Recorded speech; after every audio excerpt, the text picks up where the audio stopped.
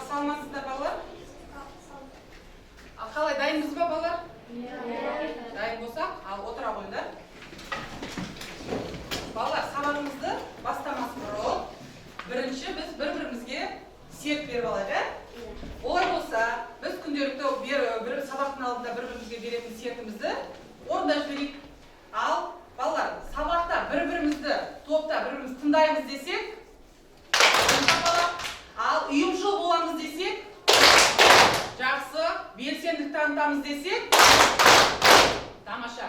Осы белсенділіктеріңді балалар сабақтың соңына шейін танытып, бүгінгі сабақта өте жақсы жетістікке жетулеріне мен шын жүректен тілектеспін.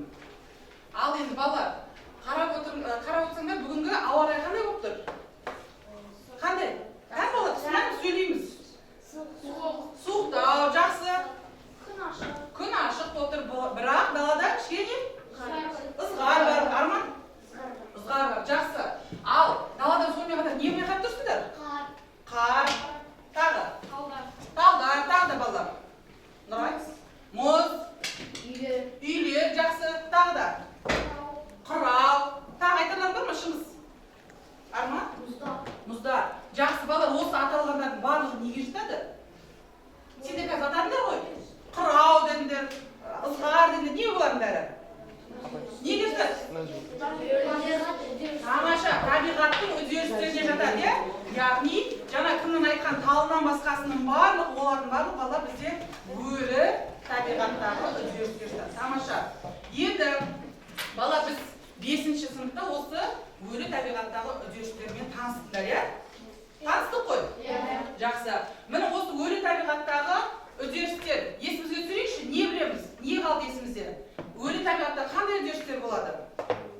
Қаны? Найзағай, жақсы. Жанартау атқылау, тамаша. Жақсы. Кім? Айта ғой, Бексұлтан? Тау көшкіні. Тау көшкіні, дұрыс. Балалар, алдарындағы стикерге жаза берсеңдер болады уже. Нұрай, қалай? Қар көшкіні, әдет. Жел, Арман? Зілзала, жақсы. Қар жауы. Табиғатта су айналым, дұрыс. Балалар, осы дүниені, білетін дүниелерінің барлығын ары қарай қолдарында алдарына қойған стикерге жазып, тақтадағы кестеге бірінші, екінші бағанасына ілеміз. Яғни осы тақырып жайлы есімізде не қалды, яғни білетіндерді, және де осы тақырып жайында бүгінгі сабақта ары қарай білгілерін келетіндерді жазып, тез-тез екі қатарына іліп шығайық. Сөйтіп, ауызша айта беремін десеңдерінде болады арасында. Балалар, сендерге соны жазып жатқанда мен ескертіп өтейін. Сабақтың басынан аяғына шейін жаза беріңдер. Құлақтарың менде болсын. Сабақтың басынан аяғына шейін сендер мынандай әрқайсының алдарына бағалау парағы тасталды. Көріп жатсыңдар, иә? Бұл не деп бағанағылар сұрап жатсыңдар. Осымен сендер сабақтың басынан аяғына шейін бағаланатын боласыңдар. Яғни бұл ненің несі, бейнесі? Үйдің, тамаша. Осы үйге сендерге мен әр сабаққа тапсырмаға орындаған сайын сендерді мен мынандай жүрекшемен бағалап отырамын. Түсінікті ғой, яғни әрқайсың осы әр өздерінің үйлеріне жылу жинау арқылы сабақтың соңында қалай қатысқандықтарыңды анықтайтын боласыңдар. Оның соңында сабақтың жаңағы бағалау шәкірін іліп қоямын. Жарайды ғой? Ал жақсы. Болсаңдар әкеліп тез-тез іле берейік, балалар. Табиғаттың үдерісі, ол жайлы не білгілерін келетіндеріңді, ауызша айтып өтсеңдер болады арасында тез-тез. Білетіндерін едеке біліңдер. Білетіндерін көп екен. Қаны, тау көшкіні, жаңбыр жауы, бұл табиғат құбылысы, осының барлығы табиғаттың үдерісінен тұрады, өлі табиғаттың. Дұрыс. Тамаша, жылдам балалар. Мен тұрып, жазып, келіп жатқан балаларды бірден бағалап өтелейін. Ал, бірден ұпайларымды жинай бастаңдар. Еркәулер, ескендір. Мына шамай жатқанда балалар бір-біріңе беріп жүрсеңдер болады. Айғаным, сен кімге беріп жүр? Ол жасқа беріп жүр, ілесасын. Алдың ғой апайыңды? Жақсы. Мақсаттан бәріміз ілдік пе? Ілдік, е? Тамаша. Ал, Нұрайда кетті үліге. Ілдің ғой, е? Жарайды. Бұны енді барлығымыз ілеміз деген ойдан, балар өткен біз беріп жүр. Ана кімге беріп? Ескендір ма? Ал, Мержан ілдік па? Ілдің ба? Ал. Балалар. Әсеттерге бір қыстырып отырыңдар жинақтап. Ал, тағы да алып қосарларың бар ма? Балалар. Болдық па? Жақсы балалар. Енді ал.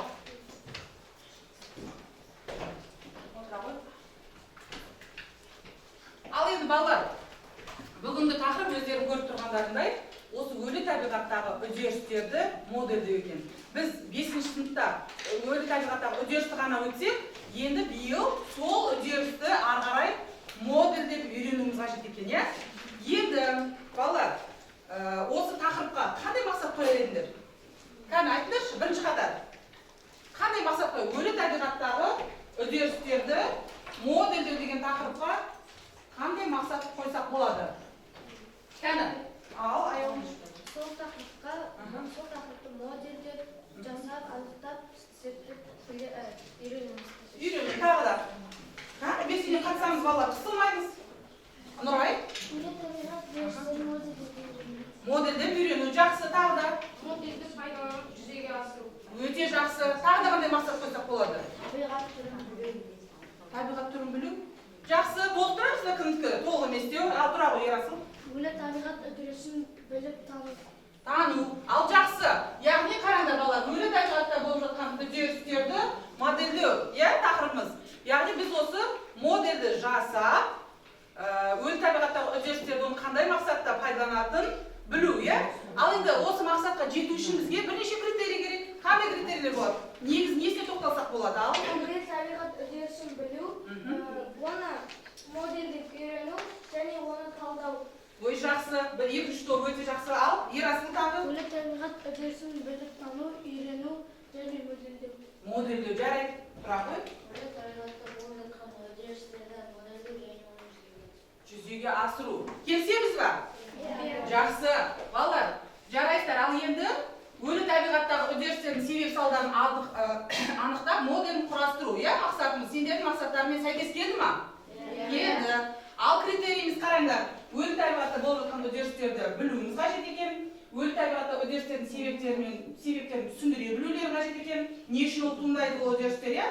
Және де модельдеу не үшін қажет екенін түсіну және оны жасай алуымыз қажет екен. Түсінікті ме? Олай болса осы критерийді орындай отырып, біз бүгін сабағымыз мақсатына жету үшін сендерге сабақтың аяғына шейін жақсы қатысуларыңа тілектеспін.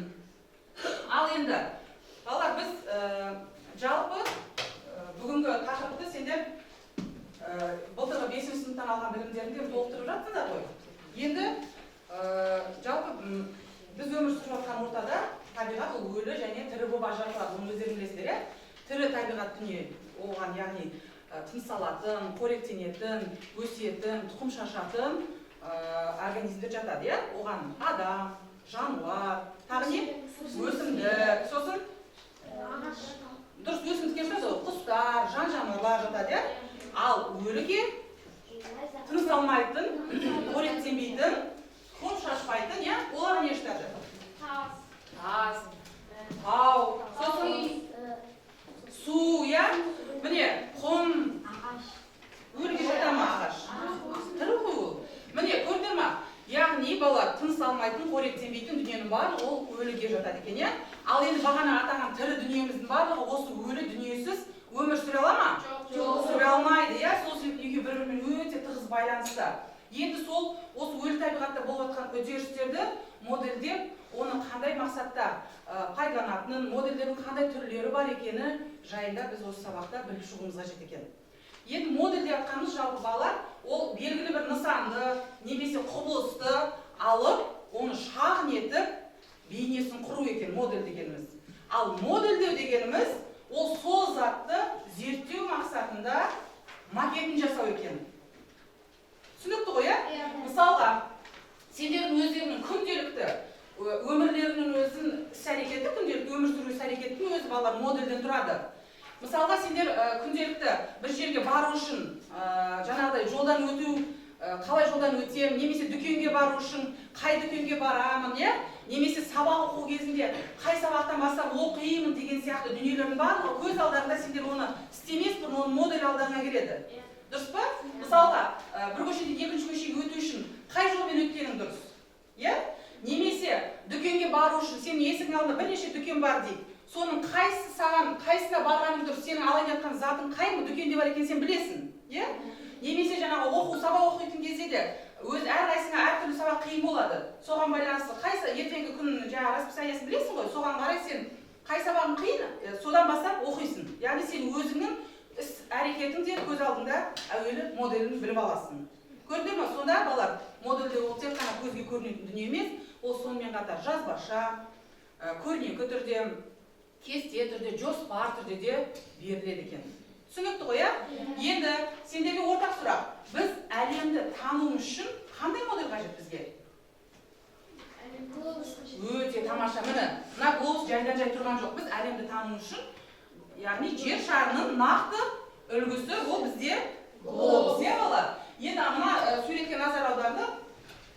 Қараңдар, мына жерде қайсы нысан бастапқы және қайсы алмастырушы, яғни модель. Қане? Бірінші сурет қайсы? Қантөре? Бірінші сурет ол бастапқы, яғни түпнұсқасы. Ал екінші сурет ол моделі. Келісеміз ба? Бірінші топ келісеміз ба? Жақсы. Неге олай ойлайсыңдар? Өйткені глобуста ұстайтын өзінің штатив сияқты. Жақсы. Сен оның түрінен танып тұрсың, Жақсы, тамаша. Қантөре ары қарай? Глобуста жер шарына қарап кішірейтіп бізге ыңғайлы болсын деп жасаған. Жақсы. Ал түпнұсқаның еш несі жоқ па сонда? Мысалға, модельдің бізге өте қажеті зор, Біз ол арқылы ары қарай өзімізге қажетті дүниені ары қарай білеміз. Ал түпнұсқаның ше, маңызы бар ма, жоқ па? Түпнұсқаның маңызы бар ма, жоқ па? Бар. Қандай маңызы бар? Қар балалар? Кішкене ойланыңдар. Мына моделіміз қайдан келді біздің? Тамаша. Өте жақсы. Яғни осы түпнұсқаның маңызы модель жасауда өте зор екен. Яғни түпнұсқа болмаса біз ешқандай модельге жасай алмаймыз. Жарайды. Енді балалар, сендерге қазір алдарыңа оқулықтарыңды ашып, бірінші қатар сендер басынан бастап мына модельдердің түрлеріне дейін деген жерге бағана міне белгілеген жер тұр ғой. Сол жерге шейін оқимыз. Сендерге осы тақырыптың осы бөлімі. Ал екінші топ сендерге модельдер қандай мақсатта қолданады дегеннен бастайсыңдар. Мына жерден бастап. Жоқ, мынадан бастап сендерге осы жерге шейін. Ал сендердің сол мақсаты. Міне, мынадан бастап соңына жетсіңдерсіздер. Түсінікті ғой, Жарайды. Сонымен қатар міне алдарына қосымша материалдар таратылды, балалар. Және де сендерге мен жаңағыда не рұқсат бердім, ұялы телефон пайдалануға, қосымша материалдардың арасында ізденуге. Ал, олай болса балалар, 2,5-3 минут уақыт берем. Жылда тез дайындалып, жаңағы білгендерін топта талқылап, дайын болған кезде басқа топқа жариялаймыз. Түсінікті ғой? Ал жақсы, уақыт кетті.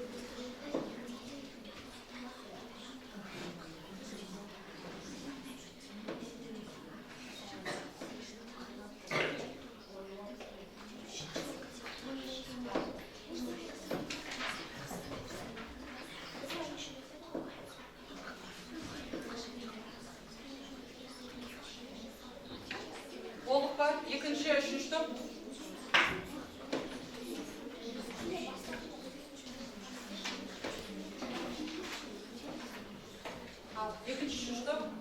Екінші, бірінші, үшінші, бірінші топ, иә? Болмай отқан. Ал, болдық қой. Ал, дайын. Болды. Бірінші топтан бастап тұра қоямын. Ретмен тұрсаңдар да болады балалар болды, бәрін. Бірінші кім айтайын деп тұр? Айтайын. Орында тұрып. Мына топқа қарсы көрсетеміз, өйткені бұлар білмей қалуы мүмкін. Не берілді, айта беріңіз. Модельдің мүшелері. Шынайы нысанның іс-әрекетіне және тәжірибе жастағы және бақылау мүмкін болмаған жағдайда оның моделі қолданылады. Модель мынандай жағдайларда жасалады.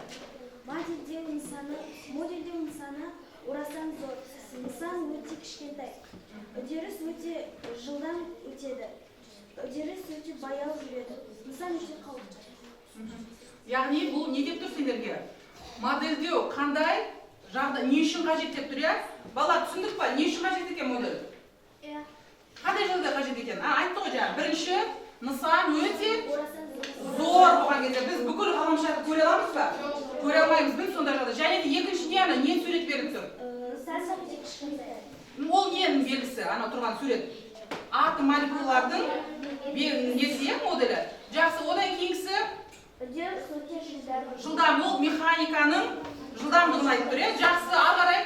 Үдеріс өте баяу. Ол қандай баяу? Үдеріс қай жерде баяу жүреді? Тау үгілуі. Тау үгілуінде, тамаша. Жақсы, ары қарай. Нысан зерттеу қауіпті. Қауіпті. Қандай кезде қауіпті болады? Нұрай? Мысалы, жынды толы атқаған кезде ол өте қауіпті. Өте тамаша. Тамаша, Нұрайға. Яғни, Нұрай мен кімнің қорғаған түсіндік ба? Яғни, қандай жағдайда модель қажет екен? Иә? Орасан зор және де өте кішкентай. Отыра қойыңдар, жарайсыңдар қыздар. Ал, ары қарай. Ары қарай, екеуіңе. Суретті пайдаланып кластерді толықтыр. Бұл мысалдағы модельдер іс-әрекет, сезім, табиғат құбылысы, жобау, және соғызға. Тамаша. Бұл жерде бізге мына суретті беріп тұр, кітаптарында да тұр, балалар, көріп тұрсыңдар. Бұл жерде мына баланың нені модельдеуін жасап тұрғанын, жасай деп тұрғанын сұрап тұр сендерден, иә? Яғни бұл жерде бір ғана нысанды алуға бола ма? Қалай ойлайсың, бір ғана ма, жоқ әлде бірнеше ма? Бірнеше дейді. Ал қандай нысандарды модельдеуге болады осы жерде?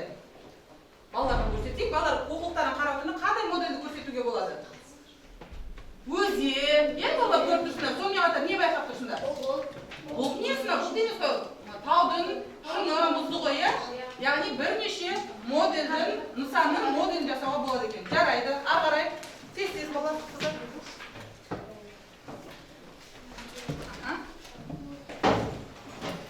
Екі топқа көрсетіп айтайық кішкене.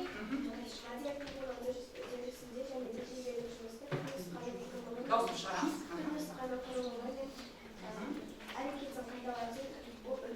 Тамаша. Модельдердің авторы нысандардың модельдерін құру мен және зерттеуден тұратын қоршаған әлемді зерттейтін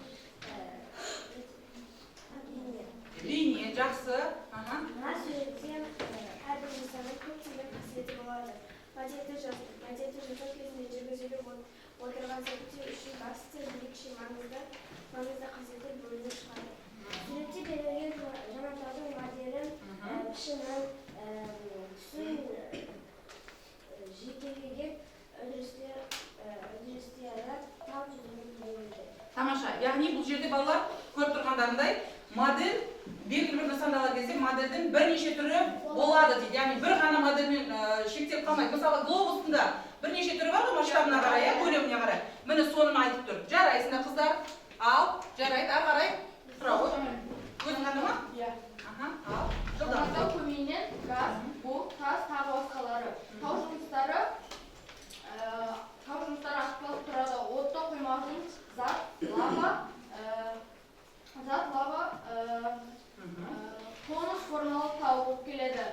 Жанартау ерекше әлі қорқынышты табиғат болып табылады. Тамаша, жарайды. Бұл табиғаттың ең қауіпті үдерісінің бірі. Бұл сайын 20 километр куб ауаға литосфераға шығады. Ауаға әртүрлі газдар тарайды. Жанартау арқылы қауіпті Бек Сұлтан қимылдаймыз. Тез айтамыз. Көңіл биік бағана тәрізді көтеріліп, жоғарғы жағынан бұлт түрінде жойылады. Жақсы. Ал екінші топ.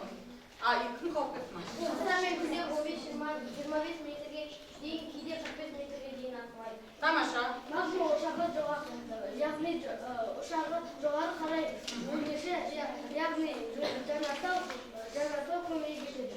Тамаша. Айғаным. Жанартау үстінде пайда болған мұхиттардан нөсер жаңбыр, Өте дұрыс. көптеген жаңбырлар, найзағайдың Түзілуі. күн көтерілуі,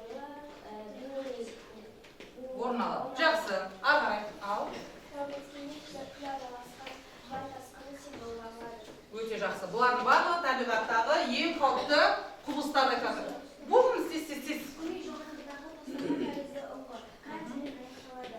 Жақсы. Жанартау атқылаудың алдында жер гүрілдеп астынан бұрқырап шығады. Яғни атқыламас бұл бірінші жер өте қатты күшпен гүрілдейді. Екен жақсы. Екінші топ.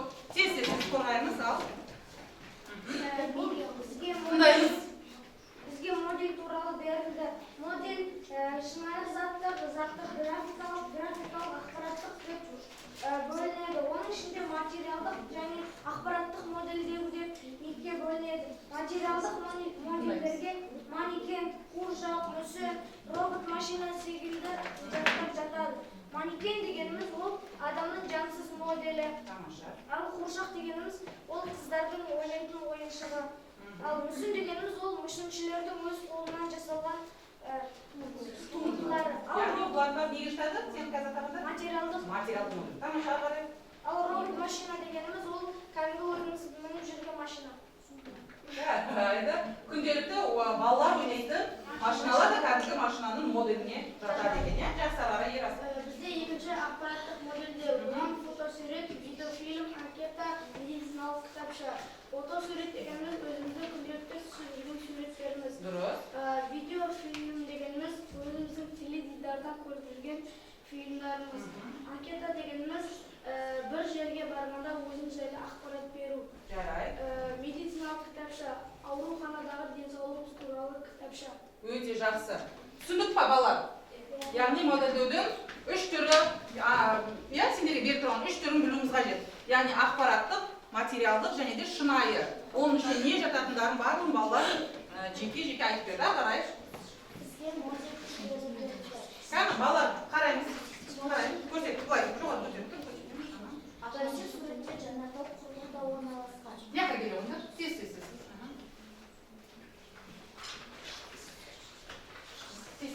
Бірінші суретте жанартау құрлықта орналасқан.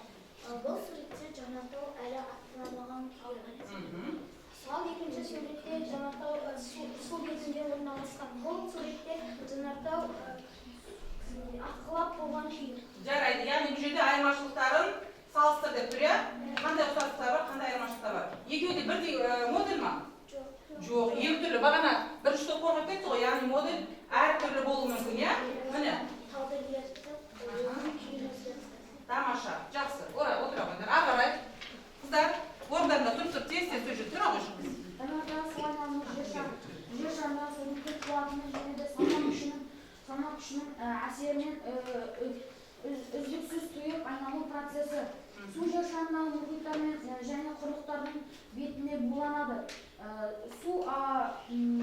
Су булары ауа ағындарымен көтеріледі де жойылған тамшыға айналады. Жарайды, ағарай. Мұхит пен атмосфера қоса қорқар. Су айналу немесе дүниежүзілік деп аталады. Біз су айналу жаңбыр жауған кезде өзендерге барып, мұхиттан өзендерге барады. Осы су айналымның арқасында дүние жүзінде не бітпейді бізде? Су бітпейді. Жарайды, жақсы отыра қойды. Ағарай. Топыраққа сіңіп, топырақтағы судың өсімдіктер сіңіп барады. Қайта булажырады. Су айналымының маңызы өте зор. Айналым жер бетіндегі су қорымен қамтамасыз етеді. Тамаша, Нұрай. Жердегі судың жаңарудына септігін тигізеді. Мысалы, жер асты суларының жаңарудына өте ұзақ уақыт кетеді. Жер асты 100 миллиондаған жылдар аралығында жаңарып келеді. Ал өзен сулары 11-14 тәулікте атмосфераның құрамындағы су 8-9 тәулікте жаңарып жатады. Өте жақсы. Жарайсыңдар. Ал үшінші топ. Келе ғой, тез келе. Материалдық қолдану мақсаты. Материалды қолданған кезде мына үйдің моделін бірінші үйді құрастырмас бұрын салып аламыз. Соған қарап отырып үйді салады. Ал келесі адам сүйегінің моделі. Оны көбінесе ауруханаларда пайдаланады. Оны адамның қай жері ауырып отқанын білу үшін пайдаланады. Ал келесі автомобиль. Ол автомобильді сканерлеп моделінен қай жері бұзылғанын анықтайды. Ал келесі жер шарында болжамдық жасау. Бұл болжамдық жасау жер шарында қай өңірінде қандай ауа райы болып жатқанын модель арқылы біліп отырады. Басқару темір жолда. Бұл темір жолды бірінші моделін салып алады. Соған қарап отырып темір жолды жасайды. Әйтпесе бірден темір жолды жасаса, кейбір пойыздар соғысуы мүмкін. Тамаша. Жарайды, қарай. Модель екі түрге бөлінеді: материалдық және ақпараттық. Ақпараттықтың өзі екі түрге бөлінеді: таңбалық және вербалдық. Вербалдық дегеніміз ойша немесе әңгіме түрінде жазылған ақпарат. Таңбалық дегеніміз, мысалы біз оның таңбасы арқылы білеміз. Мысалы Mercedes-Benz, BMW, iPhone, тағы басқа механика заттар. Дұрыс айтасың. Яғни біз таңба арқылы біліп отырады екенбіз, иә? Яғни модельдің таңбалы да түрі бар екен, иә? Және де ойша деп, вербалды деп тұр ғой. Бағана біздің әрқайсымыздың өзіміздің күнделікті іс-әрекетімізді ойша моделін құрамыз деп ек қой, иә? Күнделікті өзіміздің өмір сүрудегі іс-әрекетімізді. Міне осы ойшамыз соған жатады. Мына ала отыр. Ала қарай, тез тұрамыз. Шанель дегеніміз француздық компания. Олар әшекей киімдер шығарады. Бұл Шанель әлем бойынша 147 бутигі бар. Жақсы. Яғни бұл да Шанельдің біздің білеміз, несі қандай екен белгісі, таңбасы. Қандай болып түседі бала? X сияқты болып түседі. Жақсы, ары қарай.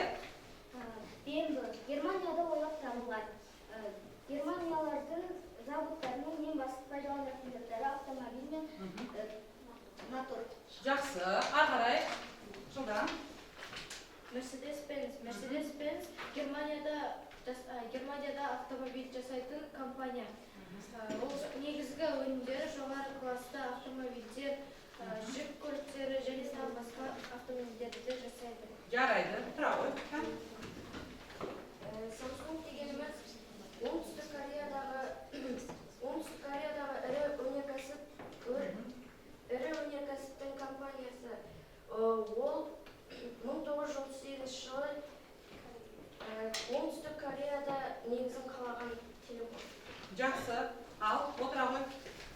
Ал, Мейіржан. LG Group тұрмыстық технологиялар, химиялық өнім және телекоммуникациялық құрал-жабдықтарды жасайтын компания. Тамаша. Ал. Nokia Corporation коммуникация саласындағы ең ірі корпорация. Компанияның 127 өкілдіктері бар. Сонымен қатар 130 мың адамды қабылдап отыр. Тамаша, Мейіржан. Мейіржан, айт. iPhone бізде бүкіл адам қолданады. iPhone-ның моделі қандай? Біз қақтан танымыз iPhone екен оның? Ал сыртта жарықта болып тұрады. Тамаша. Жақсы, тағы не айта аласың? Табиғаттың қай үдерісін білеміз, Мейіржан? Үгілу дегеніміз не? Үгілу дегеніміз Қалай үгіледі үгілу? Не нәрседен үгіледі? ішкі және Сыртқы күштердің әсерінен. Жақсы, отыра қойыңдар. Ал енді балалар барлықтарын сабаққа жақсы атсалысып қатысыңдар. Олай болса бір-бірді бағалап жіберейік. Бірінші топ, екі топты қалай бағалаймыз? Жақсы, барлығын түсіндік, иә? Екінші топ, екі топты. Жақсы дейді, үшінші топ. Жақсы, олай болса балалар, ары қарай біз шағын видеосюжет, видео ақпарат көріп жіберейік.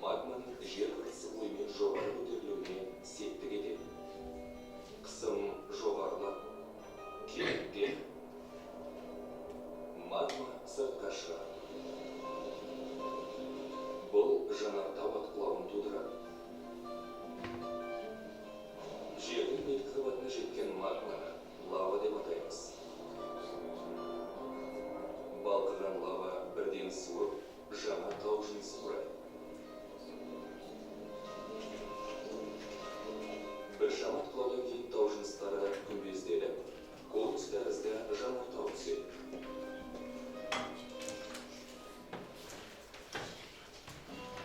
Жанартаудың барлығы бір құрылысты. Жанартаудың астындағы маржа жиналған сызды. Бұрғылда байрағы магма ошақ деп аталады. Негізгі сағылау магманың ағудан көреді. Қосалқы жердегі көпір сияқты кішірек саңылаулар арқылы магма сыртқа бөлінеді. Кратерден жанартау қойылған бетін айтамыз. Ол жанартаудың шыңында атқылаған соң пайда болады. Тау жыныстары қаптап, бірақ табиғат одан да күшті. Уақыт өте келе жалаң тау жыныстарының бәрі жел, су, басқа да табиғи күштердің әсерінен төгіледі. Оның нәтижесі таңғаларлықтай болуы мүмкін. Тау жыныстарының ойылып түсуі эрозия деп аталады. Ал үгілу дегеніміз тау жыныстарының ұсақ бөлшектерге ыдырауы.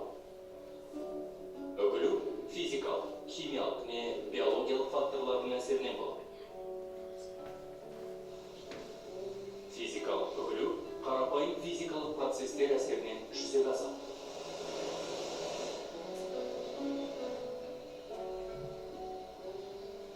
Құм желмен ұшып, ашық беткі қабатқа жайылады. Мұз ұсақ жарықшақтарға шытынап, ақыры тау жыныстарын ыдыратады. Шөлді аймақтарда тау жыныстары күндізгі ыстықта сәл ұлғайып, түнде аздап кішірейеді. Ал балалар көріп тамашалаңдар, бұлардың барлығы табиғаттағы үдерістер. Соның ішінде біз жанартаудың түзілуі мен үгілуді көрдік. Ал енді көрген ол бір бөлек, алдымыздағы мына берілген затпен біз қазір тәжірибе жасап көреміз, тау қалай үгілетінін. Ал алдарына дайын дүние бердім мен сендерге. Сендер қазір осыны өздерің шамал, су құйып, оқулықтарында берілген тәжірибе балалар. Өз несін, нәтижесін бергенде жинақ орындай береді. Ершікім, Бексұлтан, орындай береміз. Жылдам.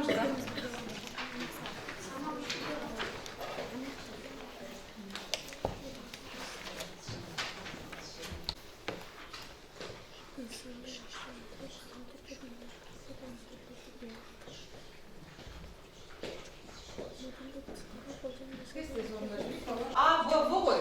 Бірінші сұрақтың жауабы дұрысы А болса, Аны белгілейміз. Екінші сұрақты Б болса, Б-ны белгілейміз. Түсінікті ме? Тұсына белгілейміз ғой әрқайсысын. Түсініктісіңдер ғой, адамның бейнесіне. Үшіншісі Б деген сияқты беткішпен белгілейміз. Бүйтіп. Адамның басын бейнесіне белгілейміз. Аузына. Дұрыс. Көрдіңдер? Мына екінші сұрақты оқытысыңдар. Екінші сұрақ бізде таудың мүжілуі ішкі және сыртқы күшке байланысты ма? Иә.